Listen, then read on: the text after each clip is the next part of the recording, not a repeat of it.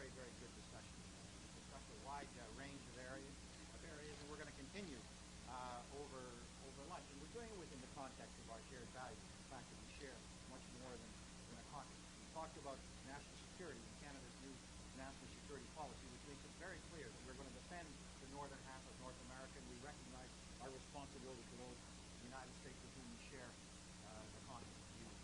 We discussed a number of issues between us. We talked about the whole question of BSE, mad cow, and I must say that the president was very encouraging. We also, on a discuté toute la question du droit d'œuvre et la décision hier qui a été prise, et encore là, je pense que les discussions ont été fructueuses. On a discuté d'Haïti et nos responsabilités comme deux pays. We talked about Haiti. We talked about a wide range of issues, and I must say that, Mr. President, that it's very clear that Canada and the United States working together, we can make big progress.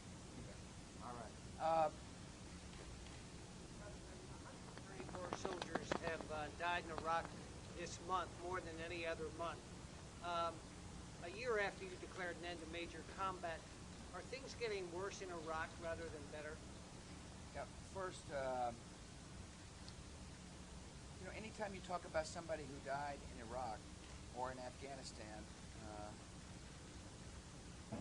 is a moment for me to thank them and their families for their sacrifice. And their sacrifice will not go in vain, because there will be a free Iraq. And a free Iraq is in the interest of our two nations. Free Iraq is in the interest of world peace, because free societies do not harbor terrorists. Free societies do not threaten people or use weapons of mass destruction. A year ago, I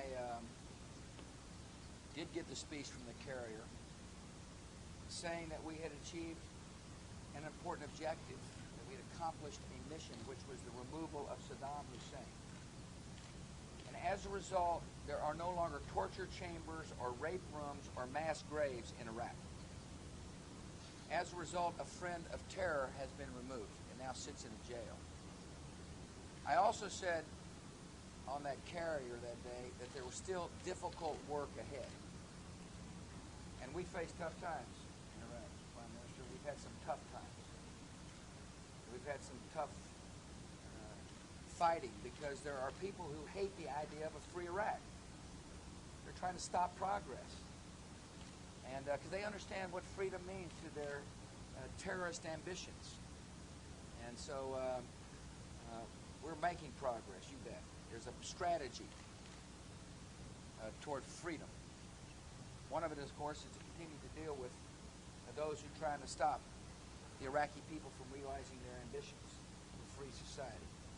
Whether it be in Fallujah or elsewhere, we will deal with them. Those few who are stopping the hopes of many.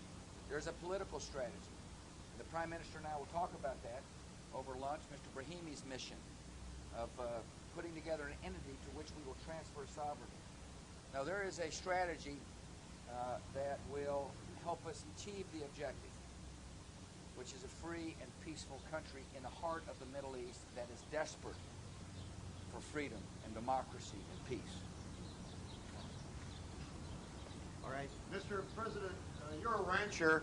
Is there any hope? What hope can you offer your fellow ranchers in Canada about when the border might be open to live Canadian cattle? As soon as possible. My administration is committed to a policy of free trade when it comes to beef. And we had a discussion about that today, with that subject today, with our respective agricultural ministers, or secretaries as we call them here. And I assured the Prime Minister I want to get this solution, this issue, solved as quickly as possible.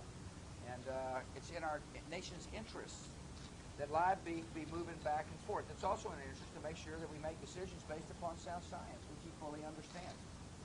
Mr. President, hold on a second. Steve. Your reaction to photos of U.S. soldiers abusing Iraqi prisoners. Yeah. How are you going to win their hearts and minds with these sort of tactics? Yeah, I shared a deep disgust that those prisoners were treated the way they were treated. Their treatment does not reflect the nature of the American people. That's not the way we do things in America. And so I didn't like it one bit. But I also want to remind people that those few people who did that do not reflect the nature of the men and women we sent overseas. That's not the way the people are. It's not their character that are serving our nation and the cause of freedom. And there will be an investigation, and things will be taken care of. Mr. President, could you tell us what you'd like to see Canada doing on Iraq, both diplomatically and in terms eventually of getting possibly police and troops on the ground there? My first answer to that is I want Canada to do what it feels comfortable doing in Iraq. That's what I've told the Prime Minister before. Canada is an independent nation. Canada makes its decisions based upon her own judgment. The Prime Minister shares my deep desire for there to be peace in the world. To the extent that the country feels comfortable in helping that, we're grateful. Canada's doing a lot in Afghanistan. Canada's doing a lot in Haiti. Canada is a contributor to reconstruction in Iraq.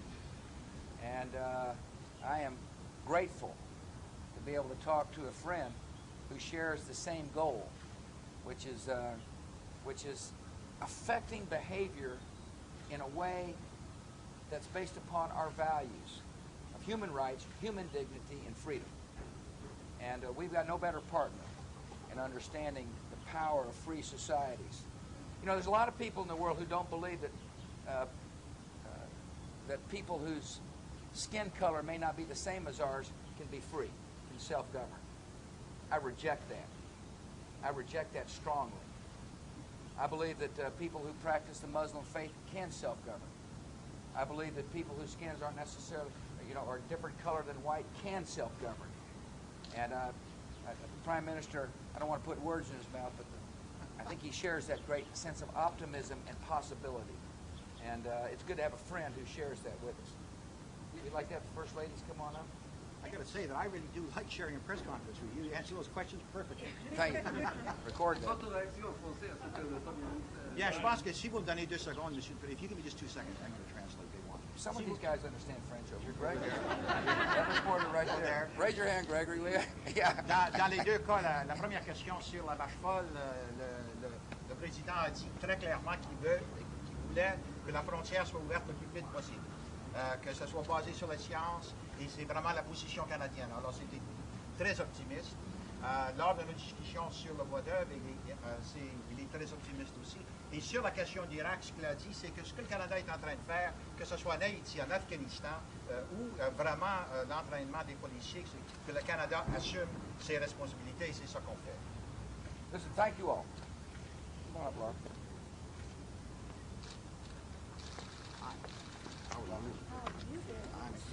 Good to see you. You're welcome. I'm so glad you're here.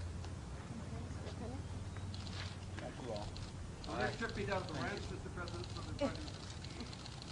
This is a nice place, but the ranch is even nicer. You need to teach him to ride.